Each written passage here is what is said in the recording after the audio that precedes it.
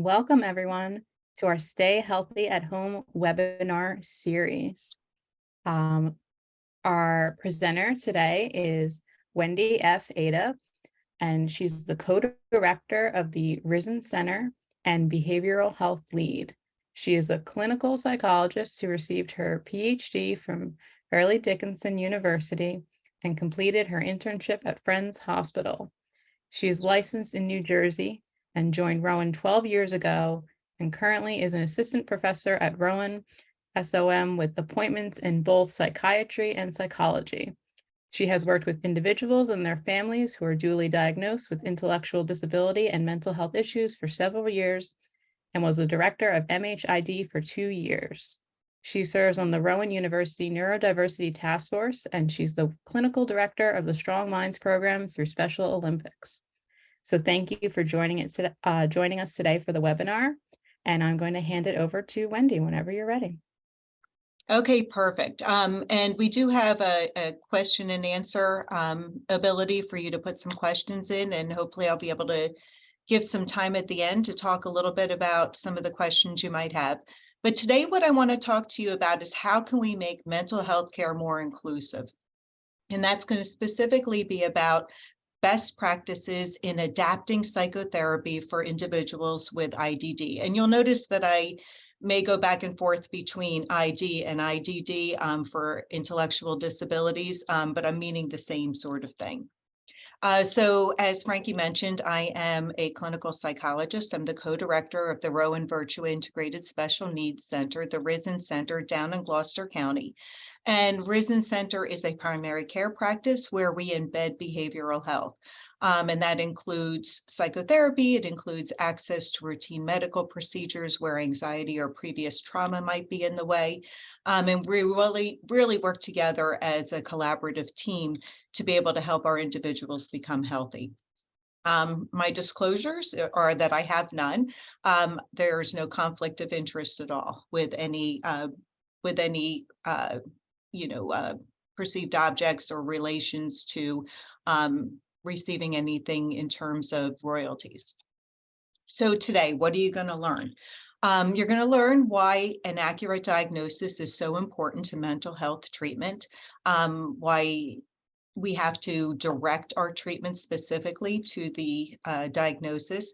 We're going to talk a lot about inclusivity and health disparities.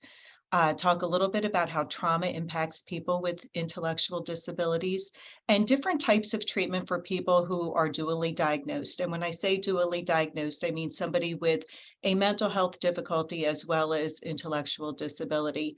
That term dual diagnosis can sometimes mean a mental health disorder with a substance use disorder, and we're not talking about that today. Although I'm going to talk a little bit about specific types of mental health treatment, I'm not going to go too much in depth with that.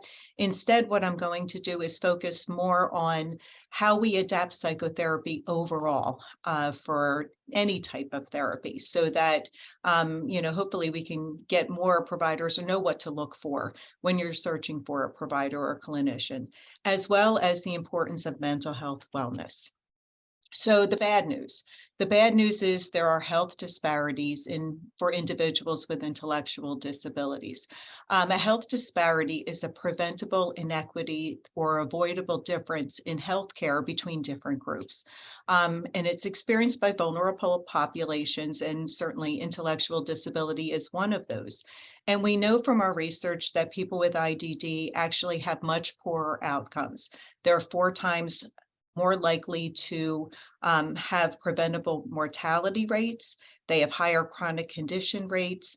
They have 3 times higher rates of hospitalization. And for some of our individuals who struggle with trauma from being hospitalized or anxiety around hospitalization or sensory issues, that's an even more challenging thing for them. And they have difficulty accessing healthcare. People with intellectual disabilities remain one of the most medically underserved groups in the world. And some of this is related to poor access, and we'll go in a little bit more into what those barriers might be. But it's important to realize that just having an intellectual disability does not in and of itself equal poor health.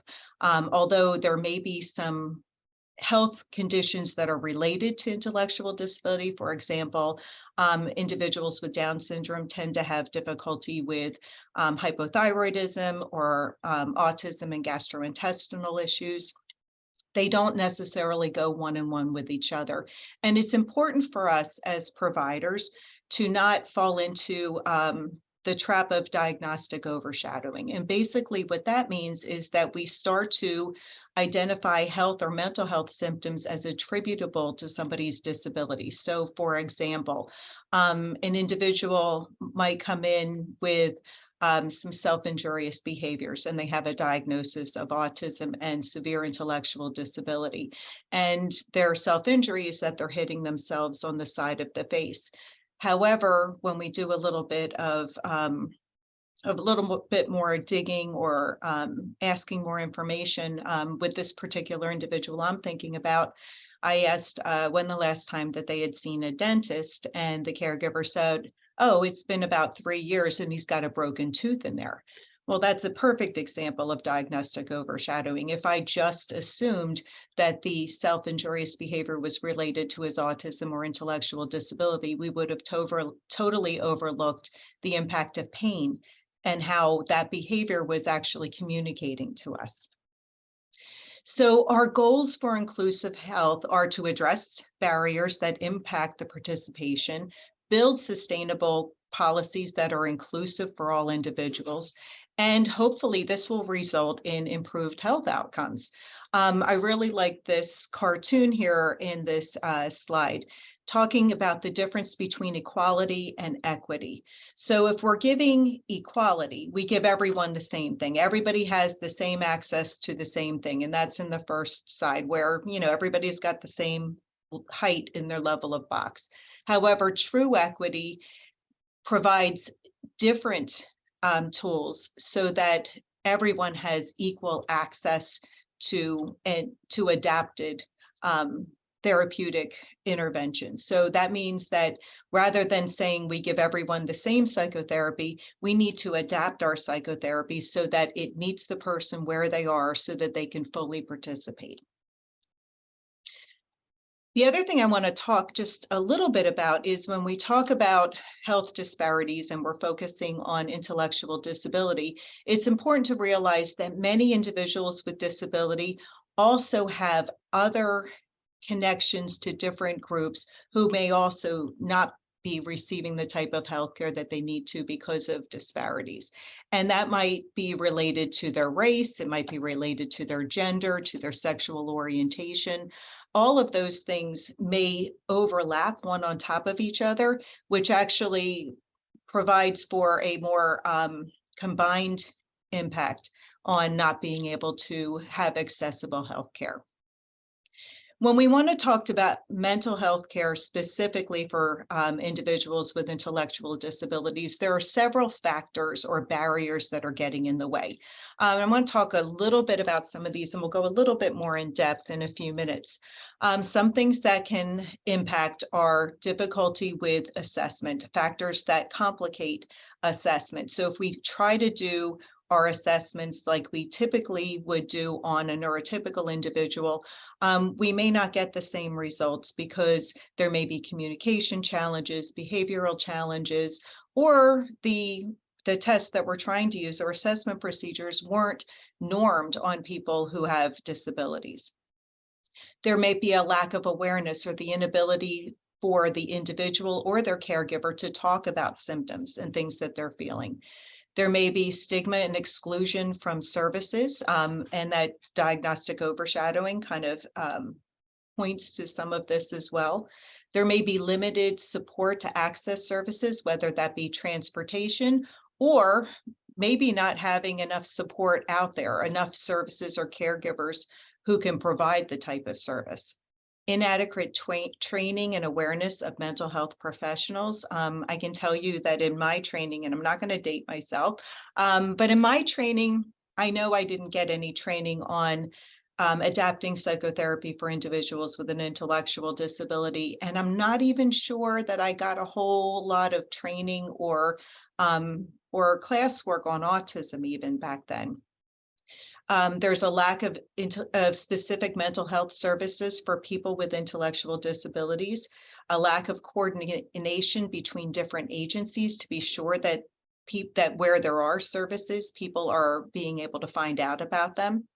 On a systemic level, we might not have adequate service models or policies that encourage it. So, for example, we live in an age of Medicaid for insurance reimbursement, and sometimes the reimbursement rates or the reimbursement policies make it difficult to sustain a practice if you are for example, in an individual practice for mental health. And then oftentimes when we're doing research studies, we're looking at neurotypical individuals. And if we don't do enough research on individuals with an intellectual disability, we're not going to be able to evaluate whether there is good access or if this is an appropriate treatment. So individuals with intellectual disability have an increased risk to mental health difficulties for several reasons. One is they might have limited language skills to express their needs or to be able to tell other people about their distress. They might have poor or limited coping skills to deal with the hassles of everyday life, anxiety, stresses that come up. They might have an increased level of impulsivity, challenges in emotional regulation. Being able to control your emotions is difficult for many individuals with intellectual disabilities because they might have some difficulty maintaining social relationships. They might not have adequate social supports or people that they can go to or count upon for their mental wellness. They may have some difficulty in solving social problems, knowing where to go what to do when somebody's angry with you, how to negotiate relationships. Or alexithymia. Alexithymia is the inability to identify physical states and associate them with their emotional states or being able to name emotional states. So, somebody with alexithymia might be thinking, what am I feeling now? My stomach hurts. Am I hungry, anger, not being able to make those connections? It is very common. So people, in general, we can look at this as an overviewing framework of really multiple factors kind of interacting one upon the other that leads to this increased risk. And this can be related to biological, psychological, or social factors. So some biological factors that can increase risk could be a history of brain damage, anoxia, history of epilepsy or seizure disorder can increase risk, vision or hearing impairments.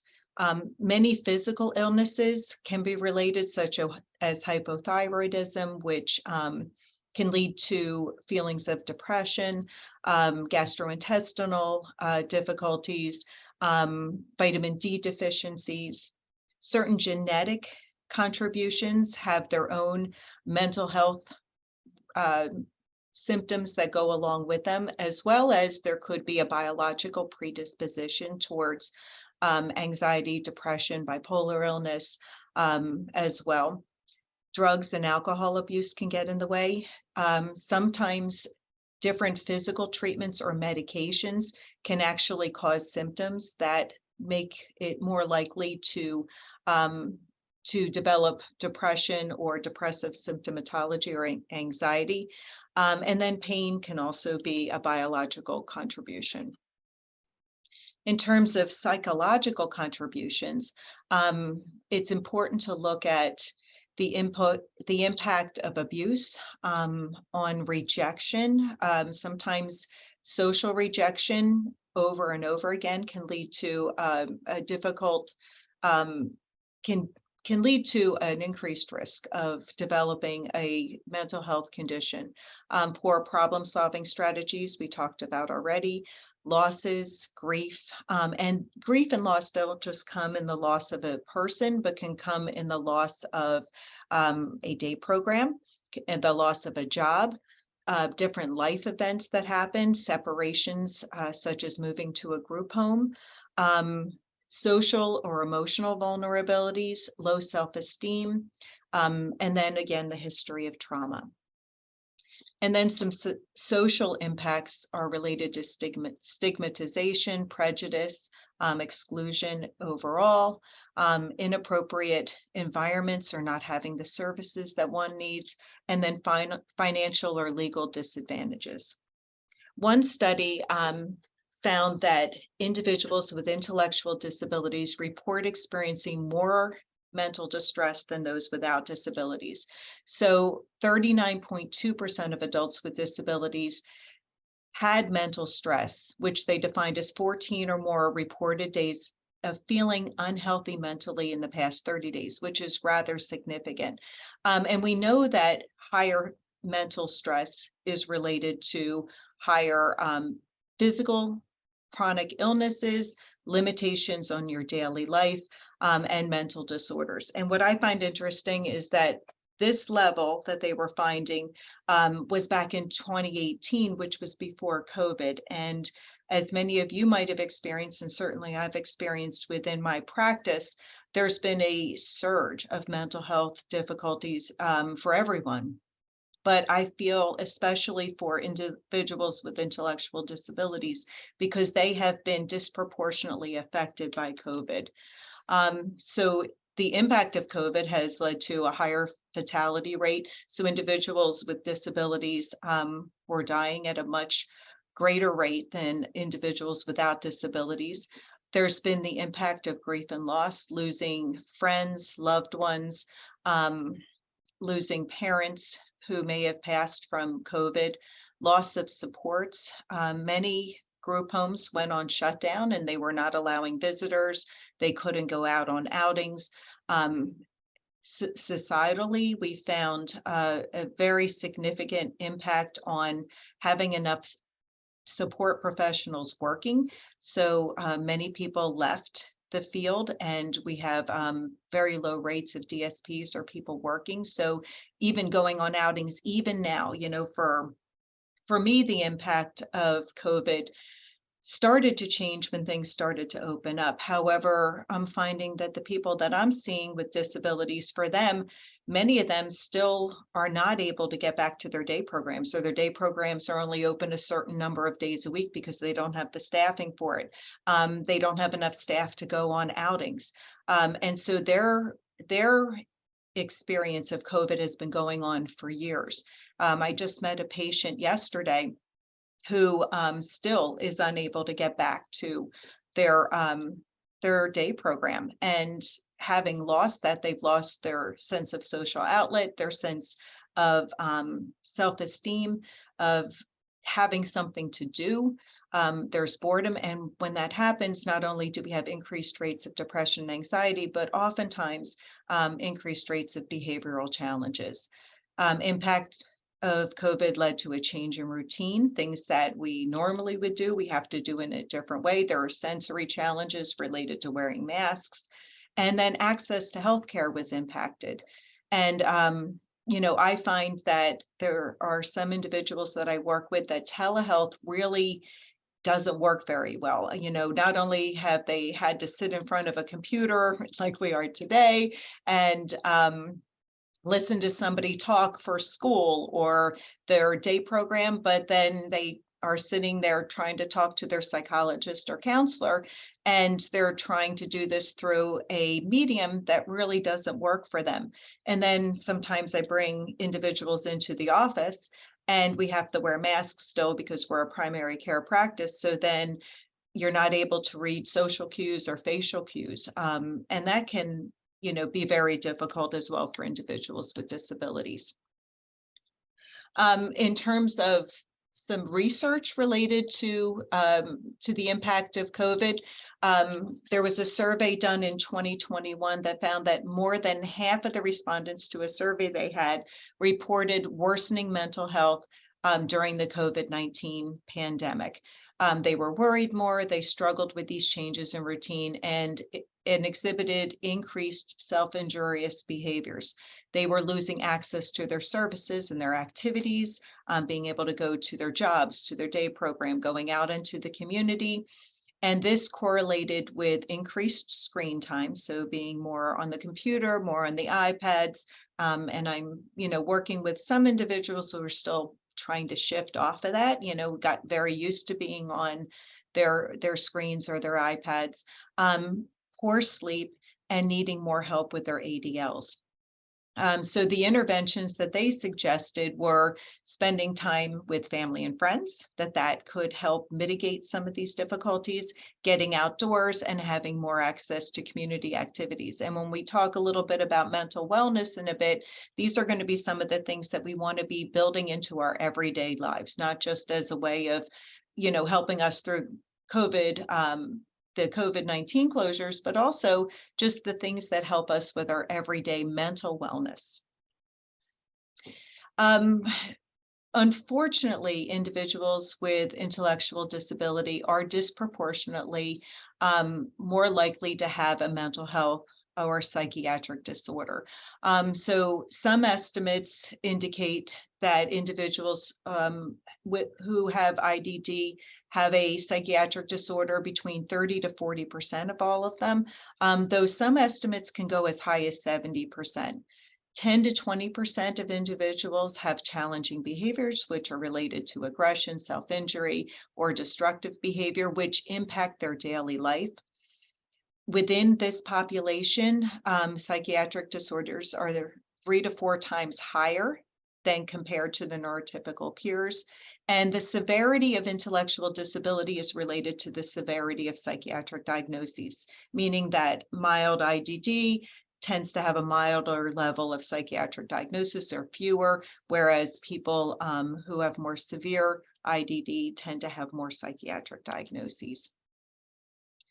Compared with individuals who do not have an intellectual disability, they are 6 times more likely to develop a mental health disorder, have a higher rate of psychotic disorder. And even when we're looking specifically just at autism, there is a 70% comorbidity, which means that autism plus another mental health difficulty or illness is diagnosed at the same time. Many of them are related to anxiety disorders, such as social anxiety or generalized anxiety or OCD. And attention deficit hyperactivity disorder or just attention deficit disorder is found in 50 to 70% of individuals with a diagnosis of autism. So we're finding that this prevalence is very high. And if we don't have providers or clinicians who are feeling adept and confident at being able to treat these individuals, we have this disproportionate number of people who can't get the treatment that they need. And many psychiatric illnesses are very, very preventable and treatable. So our big problem is that many individuals who are dually diagnosed are often misdiagnosed, do not receive the care that they need, or receive no care at all. An accurate diagnosis can be impacted due to individuals who are doing the diagnosis not knowing enough about how to make an accurate diagnosis because they don't have specialized training. There may be some stigma from the provider or diagnostic overshadowing that we talked about before. And when we're talking about coming up with an accurate diagnosis, that is so important because an accurate diagnosis is going to lead to a specific treatment plan. Too often in the past, individuals with intellectual disability have not gotten an accurate diagnosis. Only behavior has been looked at, and unfortunately, they've been treated with often psychotropic medications in high amounts or in polypharmacy in order to just control behavioral symptoms rather than treating the underlying psychiatric illness, which really led to behavioral constraints, and we don't want to be doing that. The other thing is people with intellectual disability represent such a diverse population, and the needs for them is very diverse. And I have to say within my practice, no 2 days ever look the same. And some of that is because, you would expect that in a psychological practice, people coming in for therapy aren't all coming in for the same difficulty. But I find that for me, I have to be able to pivot and understanding what the individual is bringing to me, because they may have so many diverse needs. There is so much going on in their life in so many different arenas. And oftentimes I have to understand the language that they're telling me. I have to be able to kind of speak their language. And that is something that not everybody has been trained in or understands. And many providers can feel very unprepared to bring that treatment. So I mentioned that assessment was very important. Goals of assessment should include understanding a person's unique strengths and weaknesses, appreciating positive and negative aspects of their environment, understand health challenges that may be contributing, and how the person deals with stressors in their life. Now, the best time to do an assessment is actually before there's a problem. Oftentimes, people are only brought for a mental health assessment because they're having challenging behaviors or they're having symptoms. But having the ability to do an assessment at baseline gives us an opportunity to see when something is going wrong. So one thing we do here at the Risen Center is all of our new patients come in.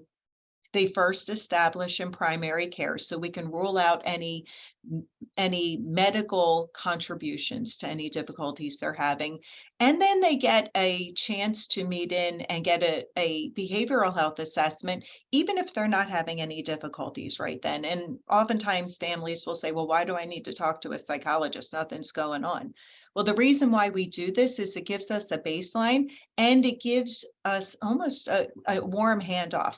And what I mean by that is that if you've already met somebody once, you're more likely to come back to them and come and talk to them if you're having some trouble.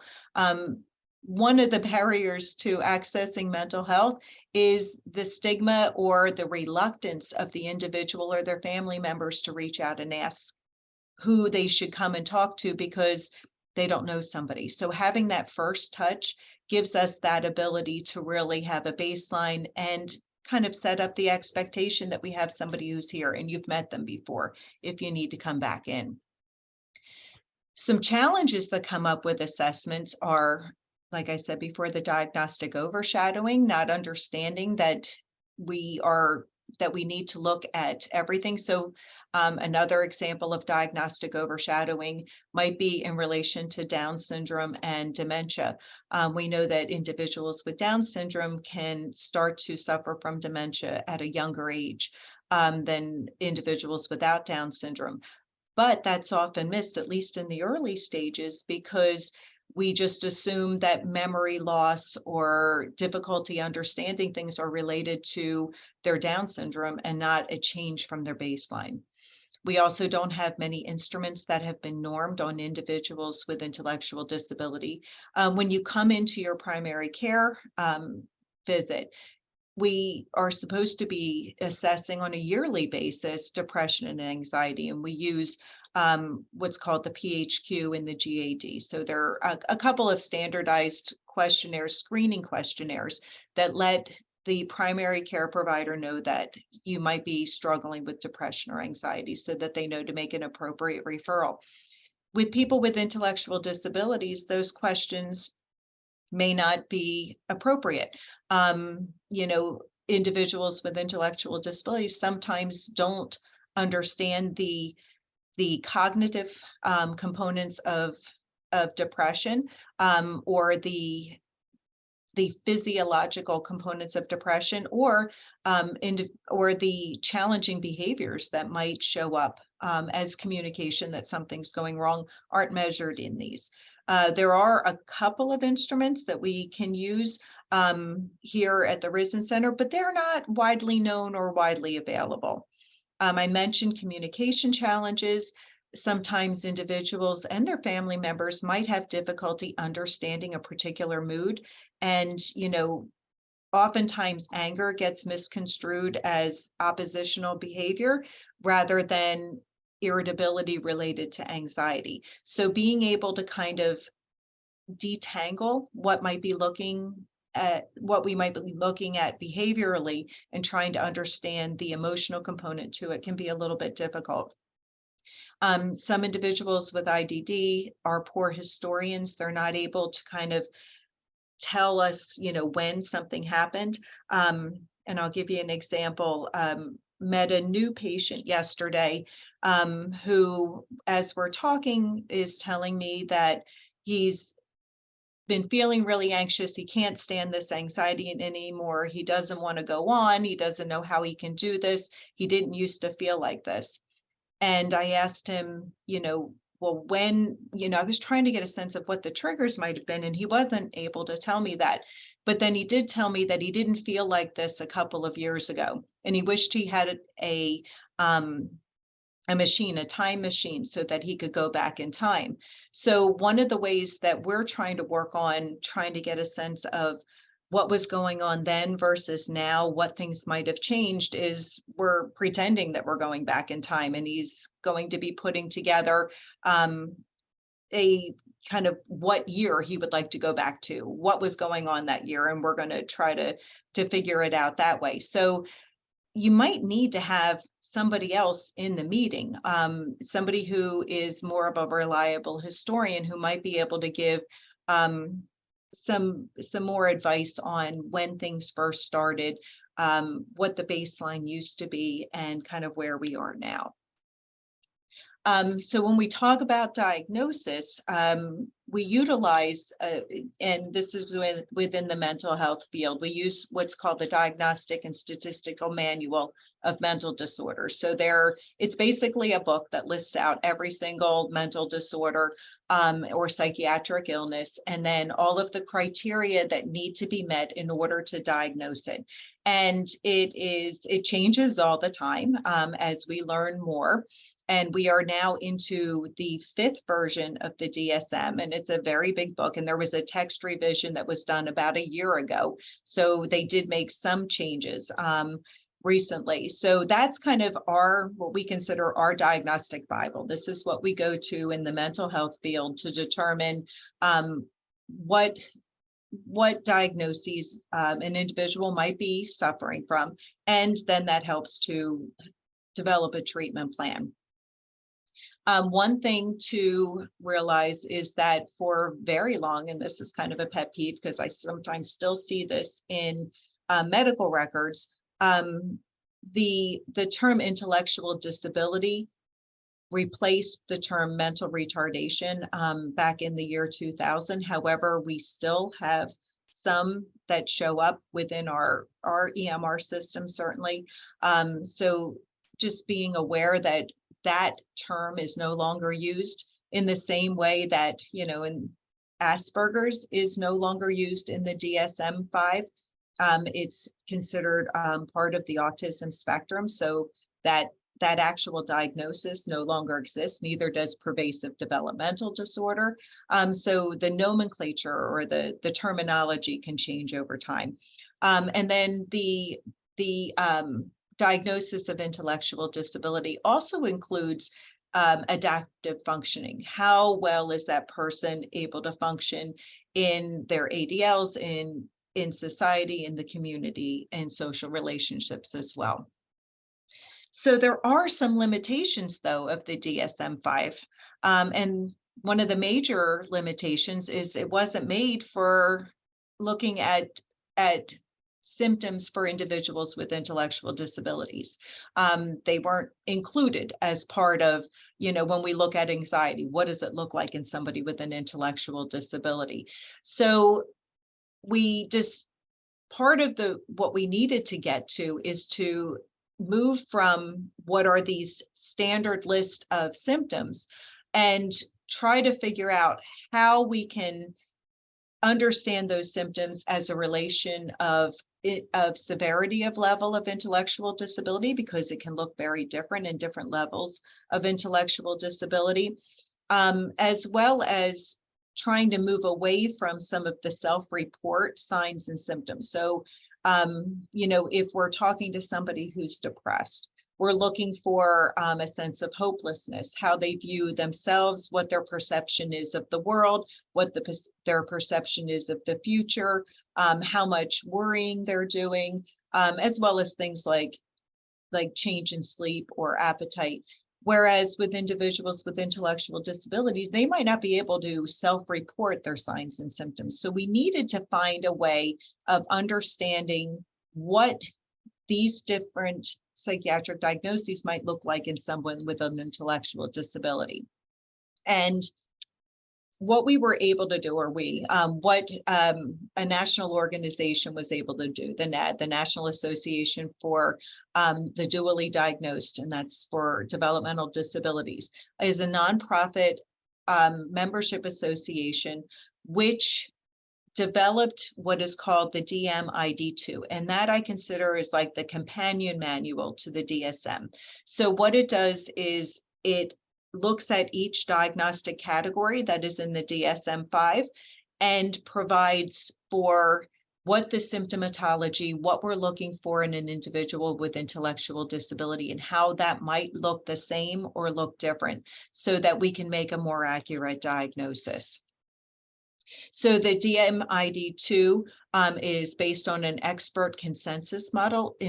People who work within the field, covers all the diagnostic categories that were defined in DSM-5 and provides state-of-the-art information about mental disorders in individuals with IDD, with adaptation of criteria where appropriate. So when we're talking about how we make mental health care more inclusive, one of the first ways we do that is by providing a manual for understanding mental health conditions and intellectual disability.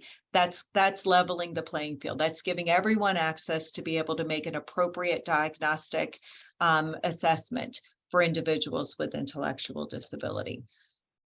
However, even when we do that, there is a lot of difficulty, especially if you haven't had a lot of experience working with individuals with intellectual disability, because there's a lot of overlap in symptomatology. So I use this just as an example of looking at the symptoms of obsessive compulsive disorder and autism. And you can see that in the center area, the green area, there are several behaviors that kind of overlap between both. And it's important for us not to necessarily jump to the conclusion that somebody has OCD when they have a diagnosis of autism. That doesn't mean that you can't have both, but we don't want to automatically assume and then treat something that we think is obsessive compulsive disorder when it is purely just part of the individual's autism. In addition, obsessive compulsive disorder can be misdiagnosed in other individuals with intellectual disability. So, for example, was treating an individual with an intellectual disability, and the family came in and said their OCD is getting so much worse. They don't want to leave their room. They're cleaning their room all the time. They have a certain way of trying to organize things when they put the silverware into the dishwasher. And the first thought was, okay, they must have OCD. We should probably get them started on some medication for their OCD. But in doing a more in-depth dive to try to understand what was going on, it became apparent that the individual was staying in their room because there was some family conflict, and they didn't want to come out of their room because of that. And a sibling who was having to do different chores wasn't doing their chores, and so this person wanted to stay in their room so that they could stay away from having to do the chores that they were assigned to as well. And the ordering of the forks, for example, was just kind of part of their autism, or part of their normal repertoire of behaviors that wasn't necessarily impacting their life. So that's why it's so important to really ask a lot of questions and get a lot more information, so that we don't just jump to the conclusion that somebody has obsessive compulsive disorder or a different condition. When we do a good assessment truly an interdisciplinary approach is necessary. So we have as I said, the opportunity to work in a multidisciplinary approach here at the Risen Center. So we have a medical doctor who can first rule out any medical problems and prescribe medications if they're needed. Having somebody, a mental health professional, which includes a psychologist, a social worker, or another professional who can assess social skills, emotional and behavioral disturbances, get a good understanding of support issues, but then also reaching out to others who see the individual outside of your office, right? Because the time that I spend with you is maybe an hour out of the course of your week. And there are lots of other people who see the individual in different spheres of their life who can provide some input as well. And that might be the DSP, a counselor at their job site. It might be somebody at their day program who can give you a little bit more information on a person's baseline and then what their behavior might be looking at now. Even within our services, as I said, we have mental health professionals who aren't getting much training.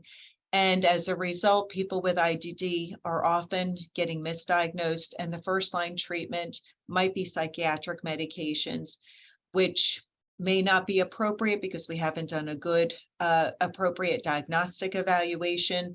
And we are, as in general, as a society, less likely to encourage non-pharmacological treatment. We underuse things like behavioral educational interventions or psychotherapy rather than going to prescribing. And sometimes that's also because we want a fast answer, and psychotherapy can take time, whereas medication might have more of an immediate impact. Within individuals with IDD, we have a disproportionately high number of traumatic experiences or PTSD. People with IDD are affected just as the general population by trauma. There's this incorrect assumption that perhaps they're not as affected because they don't understand what's going on. There's an incorrect assumption that if you can't communicate verbally, then you can't understand what's happening to you. And again, diagnostic overshadowing.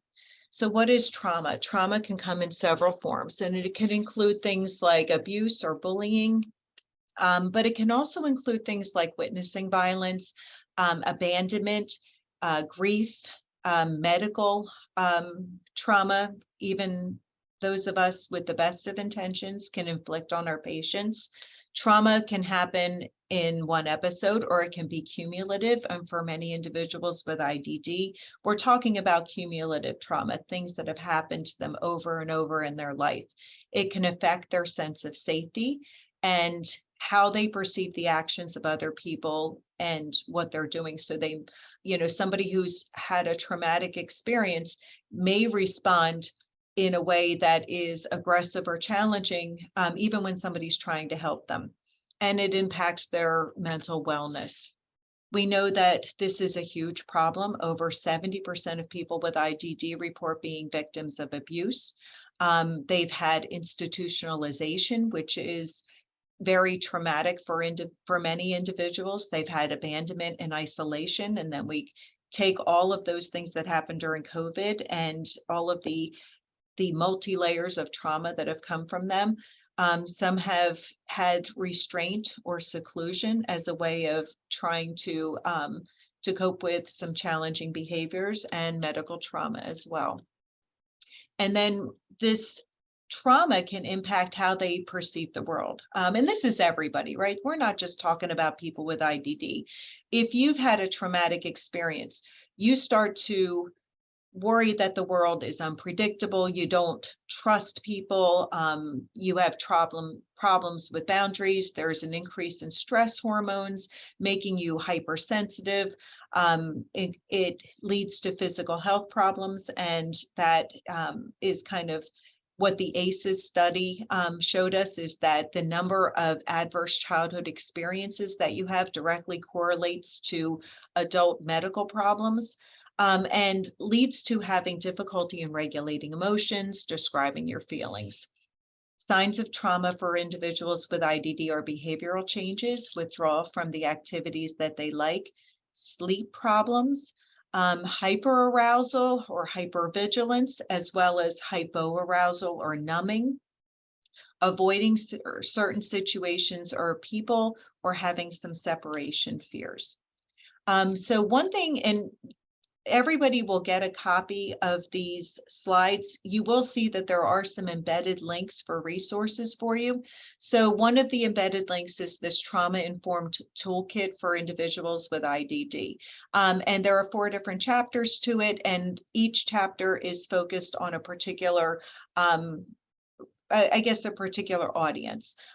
So whether it be direct support professionals or families, kind of knowing what the impact of trauma is on individuals with IDD, and how do we build wellness, how do we enhance resiliency? Because having wellness and resiliency and social connections are all protective factors for trauma. When it comes to healthcare and mental health care, people with IDD have certain rights, and they have the same rights as individuals without IDD. They have the right to a range of mental health care that's available to those people without IDD, accessible mental health care, healthcare services in their community, which might include rural or remote areas. They have the right to having mental health professionals who can provide a high quality of healthcare with ethical principles, and not being denied mental health care. And one thing I find interesting, and this is definitely on a systemic level, is insurance companies will sometimes not pay for psychotherapy for individuals who have an intellectual disability that is moderate or above.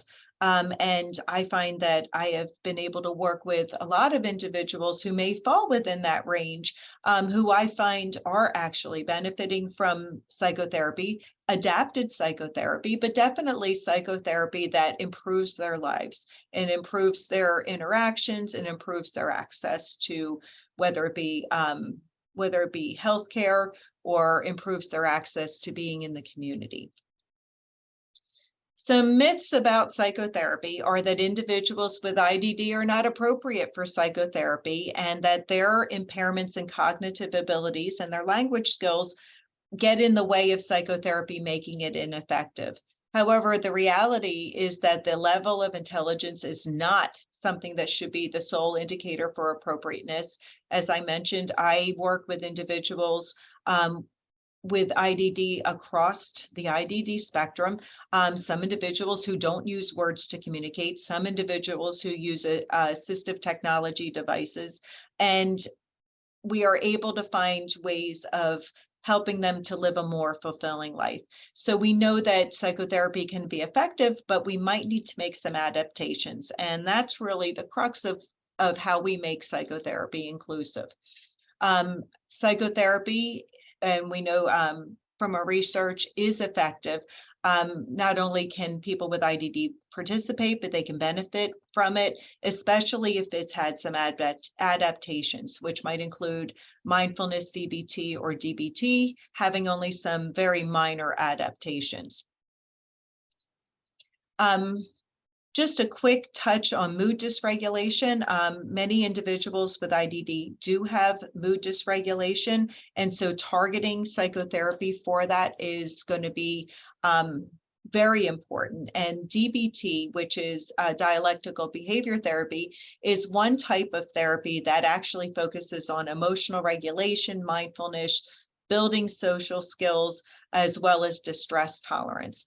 I'm not going to go into all of the different types of treatment because I see that we are running a little low on time, but I want to talk about how, in general, psychotherapy can be adapted for individuals with IDD. People with IDD should expect that their provider make reasonable adjustments, and that might be simplifying the language in their documentation and in their letters, maybe reminding them about appointments that are coming up, arranging for a low stimulating environment, and being able to have accessibility with regard to mobility, sensory difficulties, and being able to use a person's preferred communication system, or making sure they have an interpreter. Communicating effectively comes across these 5 different areas. So in terms of establishing rapport, you want to speak directly to the patient, not just to their caregiver. Even if someone is not able to use words to communicate, we always start off with saying hello to them, introducing ourselves before we talk to a caregiver. Give them the opportunity to say whether they want to have their support person or family member in the room with them or not. Ask simple questions so that they feel comfortable being able to answer, and explain the process and the purpose of psychotherapy.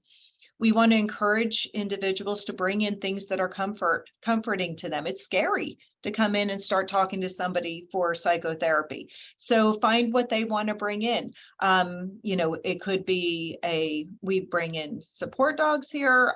It could be a person. It could be an item. It could be a stuffed animal. It could be just something that helps them to feel safe and comfortable. Respect their individual differences. Don't force somebody to make eye contact with you if they have autism, and don't make any type of rash judgment as to why they're not making eye contact with you. And focus on their abilities rather than their disabilities. Use plain language, short, simple sentences, and concrete examples. And you might need to make time more concrete for them. Like for me, in that example I gave earlier, if we're going to go back in time in our time machine, what date are we going to? What's going on then? Let the patient know that you're listening them. And when you don't understand something, ask follow-up questions. Be sensitive to your tone of voice. Look at their body language, and be aware that you might need to make your appointment a little bit longer than usual. You also have to make accommodations for slower processing speed. So you might need to ask a question and wait for the person to be able to answer, and it might take a few seconds for that. Explain clearly what's going to happen in psychotherapy and how the person is going to be involved. Address confidentiality issues, what you can and cannot tell anybody about what happens in therapy. Rephrase questions, use manipulatives or pictures, and make sure that they understand. When somebody cannot use words to communicate, we want to try to help them with either pictures or giving them a safe environment, make sure that they understand kind of that it's okay for them to touch things in the office. Oftentimes people who don't use words to communicate, I'm working with their family as well. So we learn skills together on how to do breathing exercises, how to utilize music or utilize movement in order to calm down anxieties. Some guidelines for adapting psychotherapy, and we've talked about most of them already. Make sure that our approach is person-centered. Make sure that we give individuals the opportunity to make decisions about their therapy, whether they want to be there, if they want to have a choice in the person that they're going to see for therapy, because we know that providing an individual with independence makes them not only more involved, but increases their self-confidence. And then mental wellness. We want to be working on mental wellness all of the time. When we look at Special Olympics data, 12% of athletes will tell us they have no coping strategies, and 62% are using avoidance strategies. They're not thinking about things. They're going to avoid the situation. They're going to go to sleep. And those are related to increased depression, whereas active coping leads to better psychological well-being. So one thing that I'm going to provide for you is there's this book called Mental Wellness in Adults with Down Syndrome. It is a free resource. You can click on it to get there.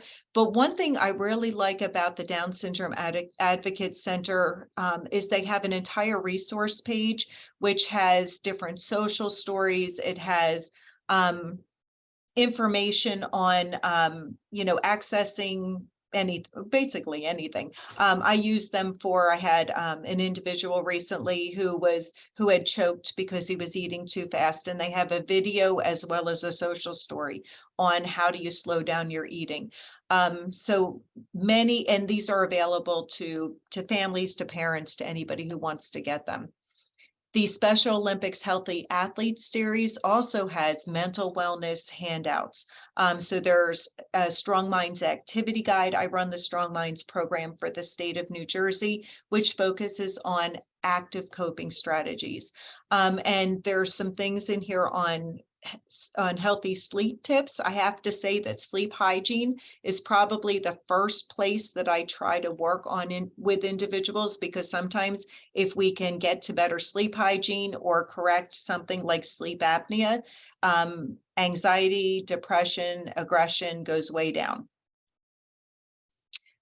There are a couple of other support things that I wanted to provide for you. One is the Enhanced Family Support Crisis Handbook for New Jersey, which is phenomenal at understanding not only what is a crisis and what isn't, how to find help when you need help, what the different levels are of different providers and what they do, how they can support you, phone numbers that you can use.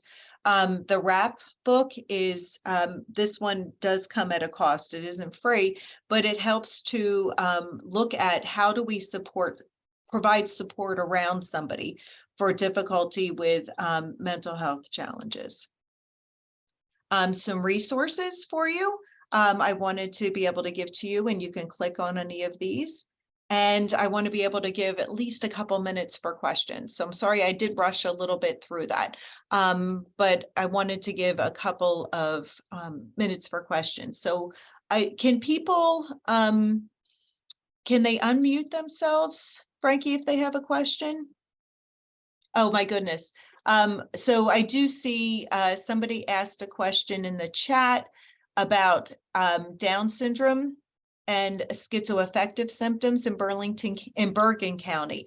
I do have some lists of, one of the things I do for Special Olympics is I put together lists based upon county of providers in the area.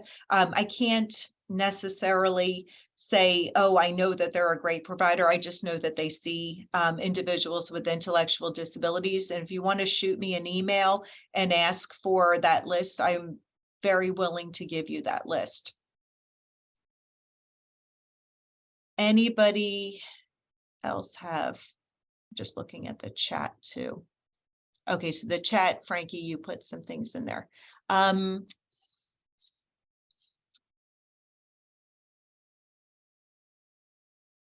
And I'd see a note from Linda. Oh, thank you. And yeah, so one thing, finding individuals who are health providers, mental health providers, can be a challenge.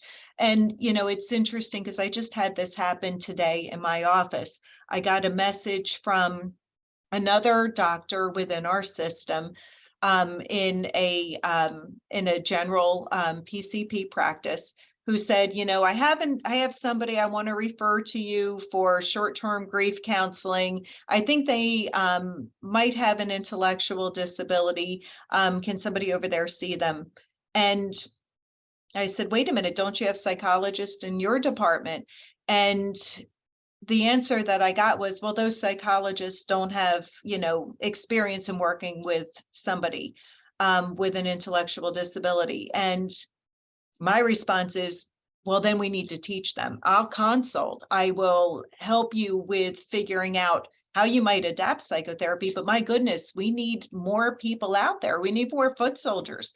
I can't be one of the only people who's doing this type of work. And we do have, certainly several individuals within the state who will do psychotherapy, but we need more. And we need, if we're going to be truly inclusive, people with IDD need to be able to get treatment where their peers get treatment, where everyone can get treatment. We don't always need a special doctor for somebody with IDD. And, maybe just kind of building on that and giving people the skills that they need or the confidence can be helpful.